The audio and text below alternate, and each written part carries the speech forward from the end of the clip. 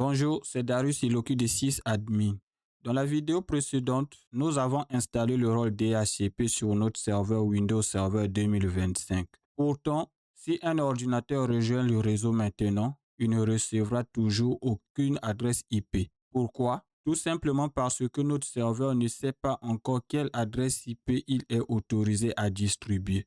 Pour cela, nous devons créer ce que l'on appelle une étendue DHCP. Dans cette vidéo, nous allons comprendre ce qui est une étendue, découvrir les éléments qui la composent, puis créer notre première étendue sur notre serveur DC01 avant de vérifier son fonctionnement sur un poste client. Maintenant que le rôle DHCP est installé, il lui manque encore une information essentielle. Il doit savoir quelle adresse IP il est autorisé à distribuer aux ordinateurs du réseau. C'est précisément le rôle d'une étendue DHCP. Une étendue est simplement une plage d'adresse IP que le serveur est autorisé à attribuer automatiquement. Sans étendue, le serveur DHCP est installé, mais il reste incapable de fournir une adresse IP au client. Une étendue ne se limite pas à un début et une fin d'adresse IP. Elle contient plusieurs informations importantes. Tout d'abord, la plage d'adresse IP qui sera distribuée. Ensuite, le masque de sous-réseau, la passerelle par défaut, le serveur DNS et le nom du domaine. Toutes ces informations pourront être transmises automatiquement aux ordinateurs qui recevront une adresse IP. Une question revient souvent. Comment le serveur choisit-il l'adresse IP à attribuer? En réalité, c'est très simple. Le serveur parcourt son étendue et recherche la première adresse disponible. Il attribue au premier client, puis il passe à la suivante pour le deuxième client, et ainsi de suite. Cela permet d'utiliser efficacement toutes les adresses disponibles sans intervention de l'administrateur. Une étendue ne sert pas uniquement à distribuer des adresses IP. Elle permet également d'envoyer automatiquement d'autres paramètres réseau. Par exemple, le masque de sous-réseau, la passerelle par défaut, le serveur DNS, le nom du domaine. Autrement dit, lorsqu'un ordinateur reçoit une adresse IP, il reçoit également toutes les informations nécessaires pour communiquer correctement sur le réseau. Grâce à une étendue DHCP, toute l'administration devient centralisée. Plus besoin de configurer chaque poste manuellement. Les adresses IP sont distribuées automatiquement. Les risques de conflit d'adresses IP sont fortement réduits. Et lorsqu'un nouvel ordinateur rejoint l'entreprise, il devient opérationnel en quelques secondes. Notre réseau est 192.168.4.0/24. Nous allons distribuer les adresses comprises entre 192, 168.4.10 et 192.168.4.150. Les autres adresses seront réservées pour certains équipements comme le routeur, les serveurs ou les imprimantes. Cette organisation facilite énormément l'administration du réseau.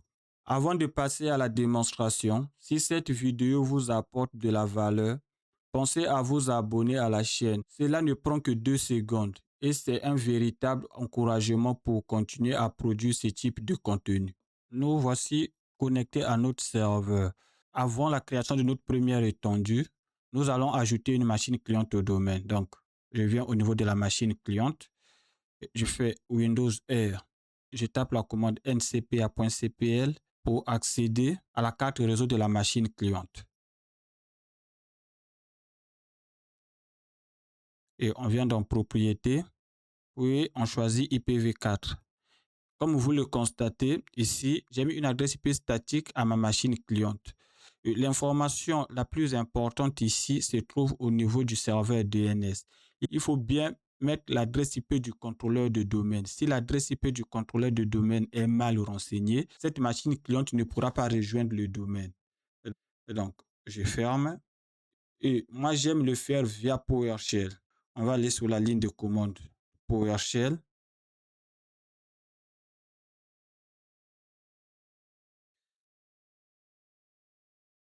Voilà, je prends celui-là, exécuter en tant qu'administrateur. Et pour ajouter notre machine cliente au domaine, la première commande que je vais faire, ça sera Add Computer. Voilà, add computer, suivi de l'argument domaine name. Je mets le nom du domaine qui est juste là. Pour troisième argument, j'ajoute le credential. On doit mettre le nom NetBIOS suivi du nom de notre administrateur, du contrôleur de domaine. Donc, ça sera le nom NetBIOS pour nous, c'est Nexacore. Ah, Nexacore. Attends, je mets le tout en majuscule, comme ça va être propre. Voilà, Nexacore, et j'ajoute anti-slash et je mets le nom de l'administrateur. Donc, administrateur. Et à la fin, je mets restart afin que lorsque la machine sera ajoutée au domaine, l'ordinateur puisse se redémarrer automatiquement. Après avoir renseigné toutes ces commandes, j'appuie sur Entrée. Ici, on va maintenant saisir le mot de passe de notre administrateur, car c'est l'utilisateur qui a le plein pouvoir d'ajouter la machine au domaine. Voilà, et je fais Entrée. Voilà, là, notre machine cliente est bel et bien ajoutée au domaine. Donc, je peux revenir au niveau de notre serveur pour créer notre première étendue. Alors, pour la création de notre première étendue, nous allons venir dans DHCP, faire un clic droit et puis venir au niveau de gestionnaire DHCP. Ensuite, je viens au niveau du nœud qui contient le nom complet de mon serveur. Et je déplie ce nœud. Et je vais aussi déplier au niveau de l'IPv4. Ensuite, je fais un clic droit au niveau de l'IPv4, puis nouvelle étendue. Après le démarrage de l'assistance de création, moi je vais venir sur suivant. Et je vais l'appeler LAN Nexacore. Voilà. Au niveau de la description, vous pouvez mettre une description si vous voulez, mais moi je vais laisser ça comme ça. Et ici, le nom n'a aucune influence sur le fonctionnement du serveur, mais il est recommandé d'utiliser un nom explicite. On vient sur suivant. C'est au niveau d'ici que nous allons définir une autre plage. Donc, comme l'adresse de début de la plage, comme on avait vu tout au début de la vidéo, moi je vais mettre 192, 168.4.10. L'adresse de fin, ça sera 192, 168.4.150. Là, comme vous voyez, le masque de sous-réseau est défini automatiquement et cela correspond aussi à notre configuration. Donc, on laisse en /24, on vient sur suivant. Nous ne créerons pas d'exclusion dans cette vidéo. Donc, on fait suivant. Nous conservons la durée du bail par défaut qui est de 8 jours. Suivant. Nous allons maintenant configurer les options DHCP. Au niveau de la confirmation des paramètres, voulez-vous configurer les options DHCP pour cette étendue maintenant? Nous allons laisser sur oui. Je vais configurer ces options maintenant. Donc, on fait suivant. Ici, ça nous demande la passerelle. Nous allons mettre maintenant l'adresse IP de la passerelle. 192 168.4.254. Et je fais ajouter. Ensuite, suivant. En mettant l'adresse IP de la passerelle, l'assistance a pu détecter automatiquement le nom de notre domaine. Donc, nous, on vient ici, on fait suivant. Au niveau du serveur Wins, nous allons rien renseigner pour l'instant. Là, on nous demande si on veut activer cette étendue maintenant. Nous, on va rester sur oui et on va activer notre étendue. Et pour finir, on vient sur terminer.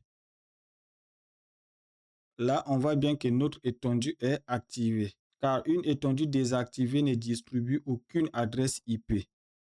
Nous allons maintenant partir au niveau de notre poste client.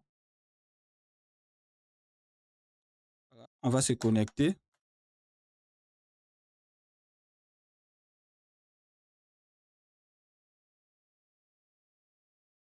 Au niveau de notre machine cliente, si on ouvre notre CMD et on tape la commande ipconfig/all. Voici les informations au niveau de la configuration réseau de notre machine cliente. Donc, si on voit ici, on a le nom du PC. Le plus important, c'est le nom DNS principal. On voit bien que c'est le nom de notre domaine. Lorsqu'on regarde au niveau de l'IPv4, là, on dit DHCP active, c'est non. Parce qu'au niveau de la configuration, nous lui avons mis une adresse IP statique. Donc, nous allons répartir au niveau de la carte réseau de notre machine cliente, activer le DHCP afin qu'il puisse recevoir l'adresse IP automatiquement. Pour cela, on vient faire Windows R et ncpa.cpl. Pour moi, ça est là parce que je l'avais déjà tapé.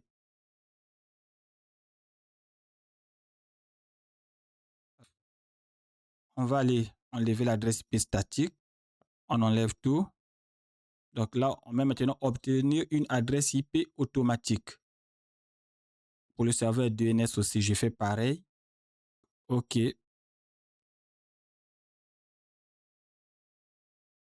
Et là, je reviens maintenant au niveau du CMD.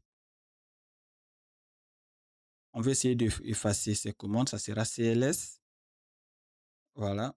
Et si on retape à nouveau la commande ipconfig/all, si maintenant on vient au niveau de notre serveur DHCP, on voit que le DHCP est activé. Le client reçoit automatiquement son adresse IP, son masque, sa passerelle et son serveur DNS. Et une autre information importante que vous pouvez voir ici, c'est l'adresse IP de notre serveur DHCP qui est maintenant là. Alors qu'avant, cette information n'était pas présente au niveau de notre carte réseau. Donc, nous pouvons conclure que ça a fonctionné normalement. Dans cette vidéo, nous avons compris ce qui est une étendue DHCP. Nous avons découvert les informations qu'elle contient. Nous avons aussi créé notre première étendue sur notre serveur DC01. Puis nous avons vérifié son fonctionnement sous le poste client. Dans la prochaine vidéo, nous allons découvrir les options DHCP ainsi que leur héritage afin de comprendre comment un serveur transmet automatiquement des informations comme la passerelle, le DNS ou encore le nom du domaine à tous les clients du réseau. Si cette vidéo vous a été utile, pensez à vous abonner à la chaîne Sysadmin. N'oubliez pas d'activer la cloche de notification pour être informé de la sortie des prochaines vidéos.